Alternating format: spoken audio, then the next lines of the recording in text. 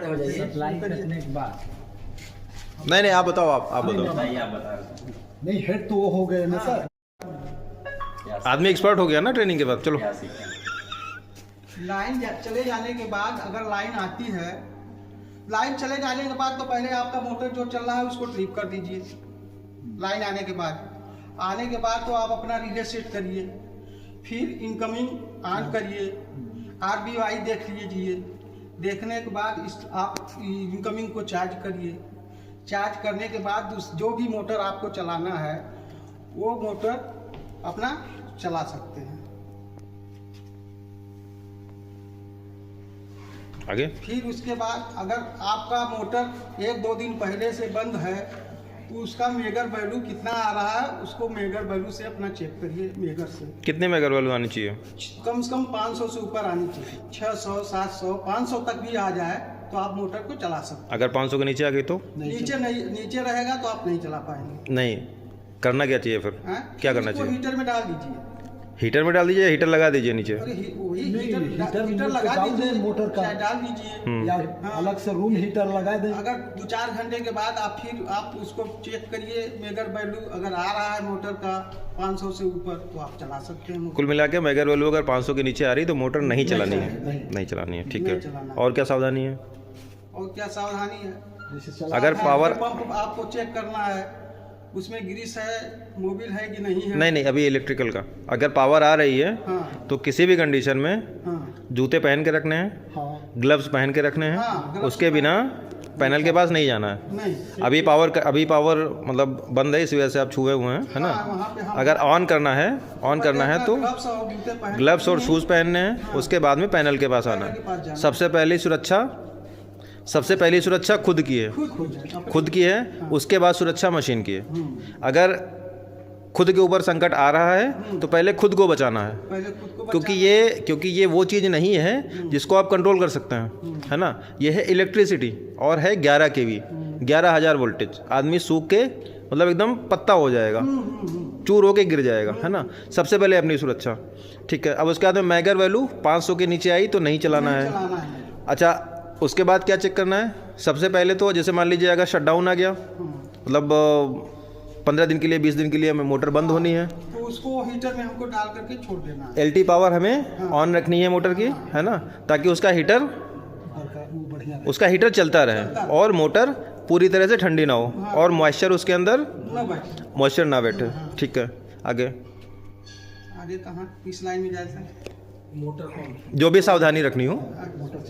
Motor pump में अगर आप मोटर चलाना जा रहे हैं तो मेगर वैल्यू चेक करने के बाद उसके बाद आप जाइए पंप का ग्रीस मोबिल चेक करिए, कपलिंग घुमाइए। घुमाने के बाद आप पंप चला सकते हैं। पंप फ्री है कि नहीं? पंप सही है कि नहीं? हाँ, अगर पंप फ्री नहीं है, बिल्कुल भी किसी भी तरीके की अगर आवाज़ आ रही है तो पंप नहीं चलेगा। पंप नहीं चलेगा। फिर सक्शन का स्लूस वाल्व खुला है कि बंद है, चेक करेंगे। सेक्शन का तो खुला ही रहता है। मान लीजिए इमरजेंसी में हम लोग जब बाढ़ पीरियड आता है तो उस समय हम लोग बंद कर देते हैं। बंद करके कोई भी पंप का काम करना रहता है, उस हिसाब से हम लोग बंद करके पंप का काम करते हैं। इसके बाद में फिर तीसरी सावधानी क्या है? वैक्यूम। अगर सक्शन में पानी नदी में ऊपर है तो बात खत्म हो गई।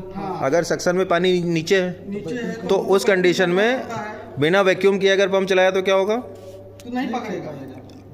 अगर नहीं पकड़ेगा वो तो अलग की बात है, पानी नहीं फेंकेगा, होगा क्या? ग्लैंड जल जाएंगे हमारे, और ग्लैंड जल जाएंगे। हमारा कम से कम 60,000 का नुकसान करोगे, है ना। नेकरिंग उसकी जो है ना गर्म होकर चिपक जाएगी। नेकरिंग? हाँ, नेकरिंग गर्म होकर चिपक जाएगी, ड्राई रन हो जाएगा ना। तो वैक्यूम करना अगर बिना वैक्यूम किया चलाया तो। अगर ड्राई रन हो गया तो हमारा कम से कम 60,000 का नुकसान होगा। पतली वाली रिंग जो है वो गर्म होके चिपक जाएगी उसी पे, तो रिंग हमको चेंज करनी पड़ेगी, है ना। और वैक्यूम पंप जब चलाया तो आपको पता है कि वैक्यूम पंप के डिलीवरी से जैसे ही पानी आएगा, मान लो वैक्यूम हो गया, आवाज़ भी बदल जाती है उसके वैक्यूम पंप की, ठीक है, पानी फेंकने लगता है। अब उसके बाद में क्या है मामला? वो हो गया, अब यहाँ से आपने चला दिया, काम आपका ख़त्म हो गया। अरे वाल बंद करेंगे, देखेंगे। फिर आगे बताइए। मान लीजिए पंप चलाना है हमको तो अपना क्या बोला जाता है वाल्व बंद करेंगे। वाल्व नहीं, वैक्यूम वाल्व खोल करके वैक्यूम करेंगे, उसके बाद तो फिर चलाएंगे, चला करके वैक्यूम वाल्व बंद करेंगे। पंप बंद हाँ, करेंगे, फिर उसके बाद फिर वैक्यूम पंप बंद करेंगे। ठीक है। बटरफ्लाई हाँ बटरफ्लाई तो वो खुला हो जाता है, एनआरबी लगा हुआ है, इसकी वजह से हमको बटरफ्लाई खुला रहता करना है। पड़ता है। ठीक है, ठीक है। इसके बाद पास देखना पड़ता है सब। इसके बाद सबसे पहली सावधानी क्या है? सबसे पहले ये देखना है पंप चलने के बाद कि ग्लैंड से पानी आ रहा है कि नहीं आ रहा है। हाँ, ठीक है। हमारा ठंडा पानी आना चाहिए कि नहीं आना चाहिए? आना पानी चाहिए। आना चाहिए, कितना? पानी कम से कम गिरना चाहिए उसमें, थोड़ा भी बहुत, मतलब कि नहीं कोई जरूरी नहीं है सर, अगर वो उसका वाटर रिंग का वो क्या बोलते हैं पीतल वाले का क्या नाम है? नहीं नहीं, वाटर मैक्सिमम पानी कितना तक गिरना वाटर चाहिए? सिलेंडर, हाँ? Water cylinder. नहीं water ring logging ring, logging ring बोलते हैं, ब्रास की जो होती है। जो छेदा है अगर उसमें से पानी जाएगा, अगर कहीं गिरिस उरिस जाम नहीं किया है तो पानी नहीं गिरेगा, हमारा ग्लैंड ठंडा रहेगा। हाँ, अगर उसमें जाम है तब अलग से पानी गिरना है, नहीं, नहीं तो पानी गिरना चाहिए, पानी ग्लैंड से बाहर आना चाहिए, चाहे भले कम आए। कम आना चाहिए। हम पानी तो नहीं, कम आना चाहिए। उसका मैक्सिमम हमको ये नहीं है कि कितना आना चाहिए, लेकिन पानी गिरना चाहिए। ये हम जानते हैं जब कि ज्यादा पानी गिर रहा है तो थोड़ा आधे घंटे में आपका 1 लोटा भर जाए कम से कम, हाँ है ना? कम से कम इतना पानी आना चाहिए। अगर इतना नहीं आ रहा है तो फिर आपकी ग्लैंड जो है ना, ग्लैंड कट जाएगी कुछ दिन में, जाएगी, गर्म होगी, गर्म होकर ख़त्म हो जाएगी, बदबू आएगी पंप हाउस में, है ना? इतना पानी आना चाहिए। इतना पानी अगर आ रहा है तो फिर आप अगर हाथ रखोगे तो आपको ठंडा महसूस होगा। अगर इतना पानी नहीं आ रहा है तो फिर आपको वहाँ पे गर्म महसूस होगा। नहीं तो हम लोग चलाने अच्छा, अगर पानी नहीं आ रहा है तो क्या करना है? तो उसका वो पानी नहीं आ रहा है कूलिंग तो का उसका कूलिंग का देखेंगे। कूलिंग वाल खोल करके पाइप उसमें एक तार या पिन कोई ले करके उसमें खोदते हैं कि कहीं बाथरूम जाम में तो कुछ नहीं है। फंसा तो है, हाँ तो हाँ निकल जाए, हाँ तो निकल जाता पाइप है। पाइप खोल के उसको देखना है कि उसमें कुछ आ रहा है कि नहीं आ रहा है ना? उसमें तार से अपना खोद देते हैं, खोदने के बाद उसके में खोल करके देखते हैं पानी फेंक रहा है, तो फिर उसके बाद तो हम लोग फिर टाइट करते ठीक है, पहली ये सावधानी हो गई। फिर आधे घंटे बाद फिर क्या देखना है? हैं। आधे घंटे के बाद आपको ये बैरिंग देखना है। बेरिंग पे हाथ रखना है। बैरिंग देखना है कि हमारा बैरिंग का टेम्परेचर कितना जा रहा है, कितना हाँ हाँ। है, ठीक है। अगर टेम्परेचर गन है आपके पास तो बहुत आसान है। टेम्परेचर गन अगर नहीं है तो हाथ रख के भी देख सकते हैं। अच्छा, सबसे बड़ी सावधानी क्या है इसमें सबसे बड़ी सावधानी क्या है? जब पंप चल रहा है गमछा नहीं होना चाहिए गले में।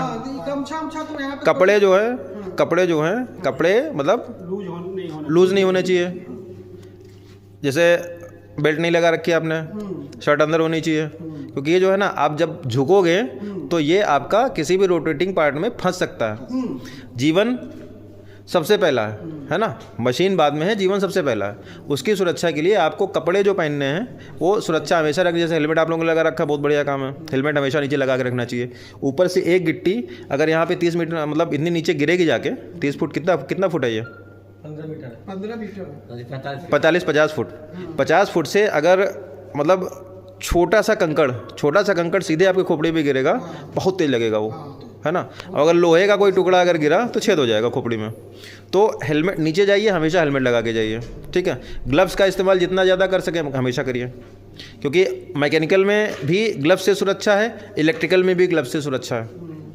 कई बार मजबूरी होती है कि भाई हमको बारीक काम करना है, ग्लव्स हटा दीजिए, कोई बात नहीं। नॉर्मली आपको ग्लव्स यूज़ करना ही करना है ना? ये सारी जो हैं ये मेजर सावधानियां हैं। उसके बाद में फिर ब्रेकडाउन की स्थितियां आती हैं। ब्रेकडाउन में क्या है, जैसे आवाज़ आ रही है, जैसे पीछे अभी पंप में आवाज़ आई थी तो मालूम चलो पत्थर की आवाज़ थी, है ना? या हो सकता है बेरिंग भी ख़राब रही, क्योंकि आइडेंटिफाई नहीं हुई कि बेरिंग ख़राब थी वो, है ना?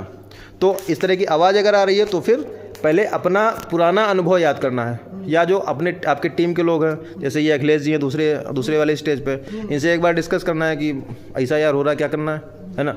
अगर वहाँ से भी आइडेंटिफाई नहीं हो रहा तो फिर जय साहब एक्सीएन, या फिर सीधे हमारे लोगों को भी आप संपर्क कर सकते हैं। नहीं तो कोई आवाज़ ऐसे मान लीजिए किसी मोटर या पंप में आती है तो हम लोग पहले जेई को सूचना देने के बाद ही अपने स्टाफों को बुला करके पारा सब लोग को चेक करवाते हैं।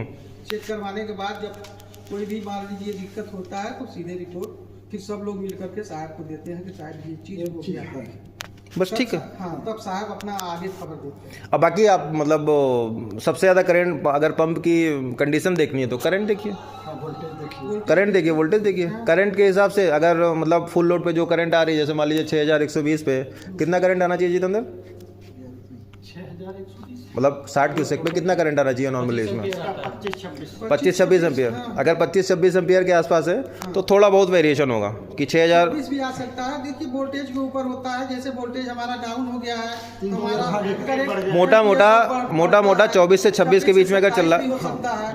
अगर वोल्टेज हमारा बढ़ जाता है तो और 23-24 भी आ सकता है एम्पियर मीटर। मोटा 24 से 26 के बीच में अगर चल रहा है तो हमारा पंप सही चल रहा है, हाँ। है ना? अगर उसके ऊपर नीचे तो फिर हमें हाँ। चेक करने की आवश्यकता है कि कहाँ गड़बड़ है। हाँ, कहाँ गड़बड़ है। करंट बहुत कम ले रहा है, मतलब पंप पीछे चौक है, पानी नहीं उठा रहा है, पंप पीछे चौक है। बंद करके बाईपास ऑन करिए, पीछे पानी जाने दीजिए, थोड़ा रूमोरम ढीला होगा, फिर स्टार्ट करेंगे, उठ जाएगा, जैसे आप लोगों ने कल किया था।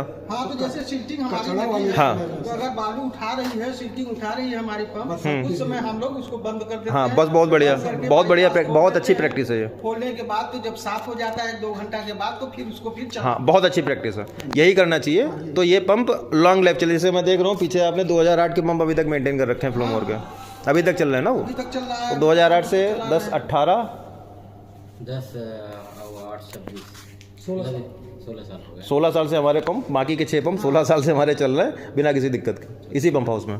तो ये मतलब आप लोग बहुत बढ़िया काम कर रहे हैं। ठीक है, इसके साथ बहुत बहुत धन्यवाद, नमस्कार।